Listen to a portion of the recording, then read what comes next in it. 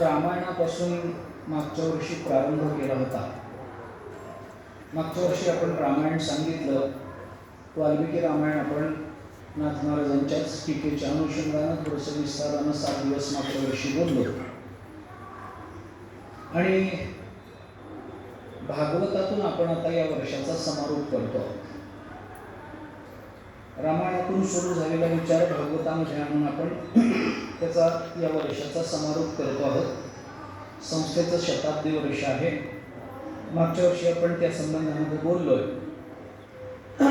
आणि केवळ हे औचित्य आहे म्हणून आपण प्रतिवर्षी नाथ महाराजांच्या हरिपाठाच्या अभंगाचं चिंतन करत आलेलो आहोत. यावर्षी मात्र केवळ ते औचित्य म्हणून आपण चतुश्लोकी भागवताचा विचार करणार आहोत. आज उद्या आणि परवा या 3 सत्रामध्ये आपल्याला हा विचार करायचा आहे.